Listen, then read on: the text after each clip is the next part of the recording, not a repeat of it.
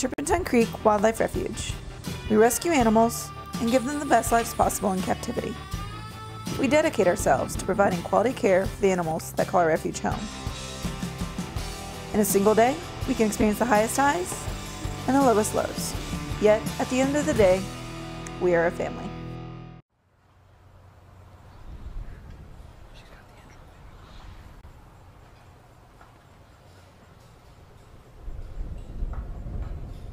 Hey guys, how are you doing today? Welcome to our live feed. Sorry about the wind. We are outside in front of our serval enclosure, so I'll do my best and Lisa will tell me if you guys can't hear me. So Bowden is the cat of the week today, or this week.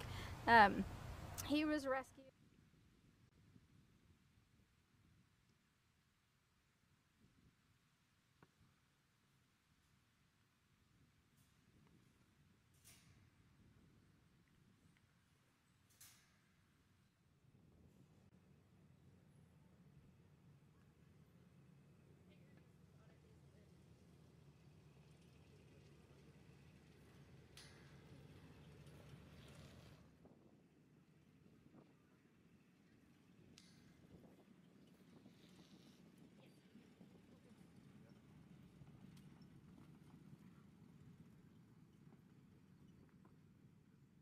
Even the small guys make inappropriate pets. You can't completely take that instinctual nature out of the animals, and then you're left with an animal that now is homeless and unwanted. So that's where we step in. So he was rescued originally from Iowa and has been here a very long time. So he can be quite aggressive. He's not a very nice cat, and that's pretty indicative of of wildcats in the first place. Another problem with these guys is people are trying now to breed hybrids. So you guys may have heard of Savannah cats. They're really popular right now, as well as Bengal cats. So a Savannah cat is where you take a wild serval and you breed him with a domestic cat. You can imagine the two cat species are they're not the same species, so they wouldn't naturally breed. So it can cause sometimes health issues and different things like that in them. People are trying to breed what looks like a wildcat and behaves a little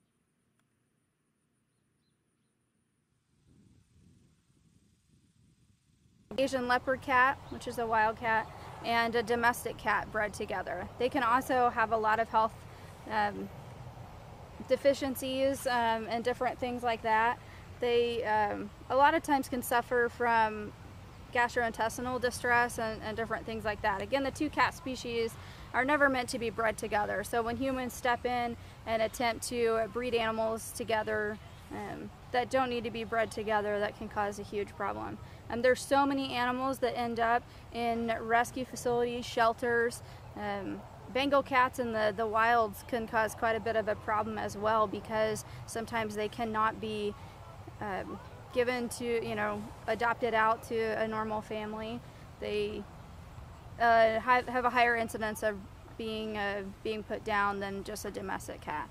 Along with that, there's literally millions of domestic cats euthanized in American shelters every single year. So it's not something that we really talk about a lot, but it's a huge problem even on the domestic scale.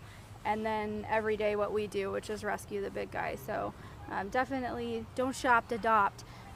Go to your local shelter, and it may not be this spotted interesting cat, but it's going to be probably a beautiful tabby, or you can get a lot of different interesting coat colors, and you're helping to save a life instead of create a problem breeding hybrids that shouldn't be bred anyway. So on the big scale for hybrids, there now are called ligers, tie-ligers, lie-ligers. All those combinations can go on and on, unfortunately. Ligers cannot even be considered a species because they can't actually breed. They don't interbreed. All male ligers are sterile. So the only way you can create a liger is from breeding a male lion and a female tiger together. Again, the two cat species don't have the same social structure. They don't really ever meet so much in the wild, all these different kind of things. And by breeding these hybrids, people think they're breeding something new and interesting, but they're actually just creating another huge problem. There's not a lot of substantial research, so you'll hear a lot of anecdotal things. You can read lots of information on the internet, but there's no scientific documentation demonstrating where the science is on any of this stuff. So we've heard things like ligers suffer from gigantism. Well, that may or may not be true. Same with Tigons suffering from dwarfism. Again, these are most of the time anecdotal, so they're not actually based on hard science. That being said, there's no conservation purpose to breeding these hybrids. We rescued a Thai liger, and we do have 4 other ligers. So again, there's no real purpose to breeding them. They can't be released in the wild. They're not going to help the wild populations at all, which is a huge, big thrust with conservation in this country and in the world. So they're not helping the populations. They're actually going to hinder it. It's taking the place of proper breeding that maybe we could, one day be able to release healthy animals into the wild. But breeding ligers and Tigons and all these other different kind of hybrids is not helping the wild population. It's not helping the huge problem of exotic pet ownership in the United States either. So we're against all those hybrids. We love the ligers that we have there. Just like cats, they behave like everybody else, but again, they shouldn't ever really exist. And you don't really know what you're going to get with the liger. Some are really dark striped, some are lighter. Brady happens to be pretty large compared to the female, his sister that he lives with. So again, you don't really know what you're going to get until they're kind of done. And like I already said before, there's not a good conservation purpose to it. It's just kind of, I guess, people want it for the interesting factor instead of the actual scientific or helpful purpose. So the staff member of the week this week is going to be Scott Smith, who's our vice president. So I'll turn that over to him.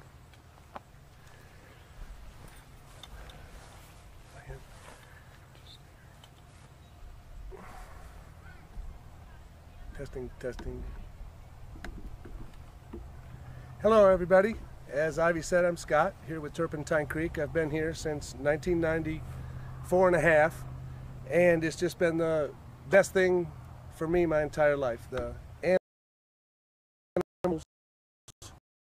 My favorite thing is seeing the transformation of animals that come from less than adequate situations, and our staff is just incredible at changing them around and turning them into animals that show definite appreciation to people. Once again, build trust.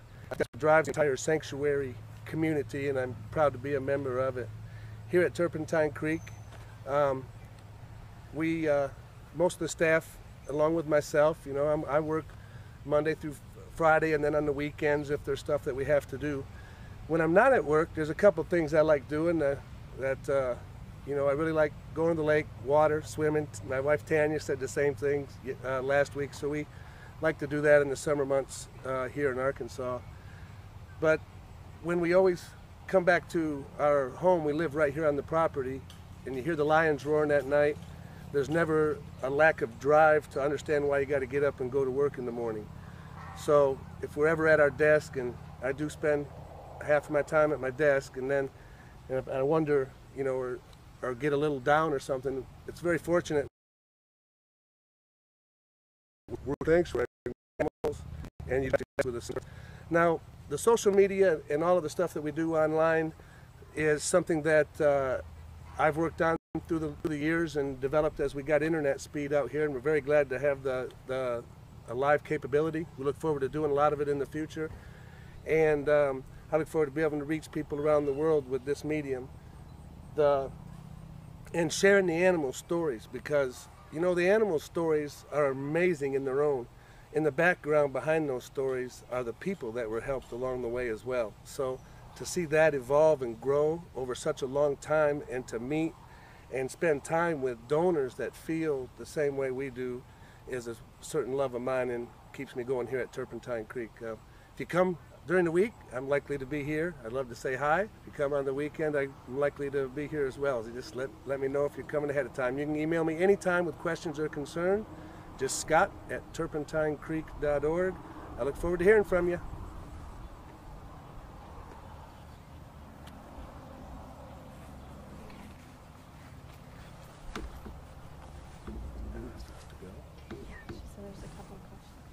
All right.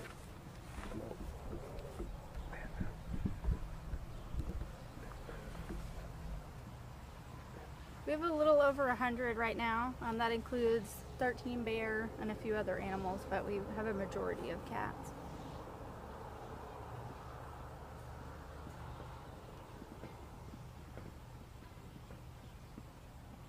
Okay. If anybody else had any more questions, just feel free to ask.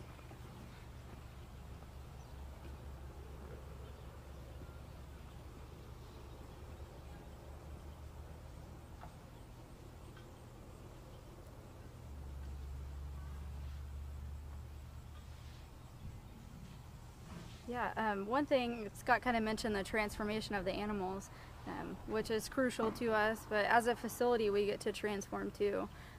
I've been here a little more than 11 years and I've seen us jump leaps and bounds for the animals. Every single animal we have has a big natural enclosure. We have beautiful vet hospital. We have an area that we never even thought we were going to develop, but had to based on a desperate rescue call that we received. So it's always fun to talk to guests when they come back, you know, even from a year. It's, you know, we try to do everything and we change all the time. We're right now in the middle of fundraising and starting construction on, will probably be one of the largest bear enclosures in the United States. Maybe don't quote me just that, but we're pretty excited about that. It's just going to be natural enclosure for the bear. So we try to do everything bigger and better. So we love to see the change in the animals, but it's really fun for guests to see the change in the facility too.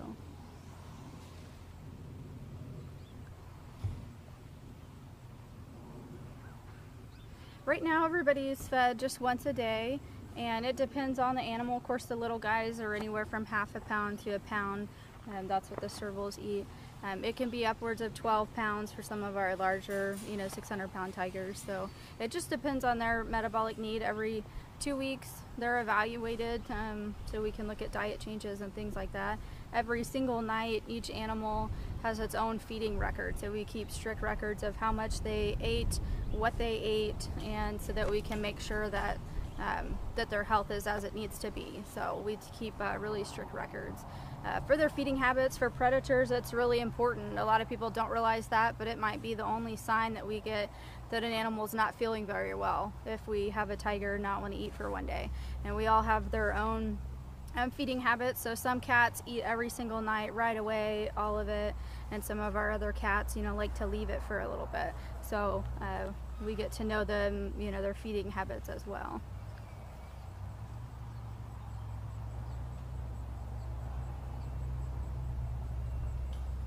Well, right now we are fundraising for the bear enclosure. So if you go on there, you can earmark your donation for the bear enclosure, and that's going to help us build the big natural enclosure. So that's our big fundraising effort right now. I think we're a little more than halfway with it, but that being said, we still need quite a bit of donation for it. So that would be truly helpful. You can also adopt or sponsor an animal. So if you fell in love with Bowden, you can actually adopt him, and all that information's on our website too, and that'll give you exactly what you need to help us.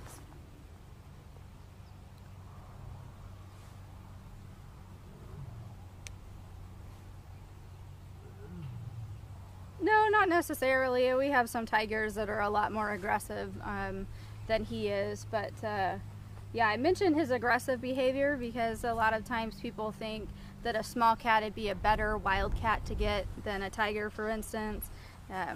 Although a serval is a lot smaller, they can still be dangerous. But no, he most of the time greets us with a hiss. So he doesn't really like too many people. He likes Scott, and that's about it. So, but everybody else he hisses and kind of just steers clear of.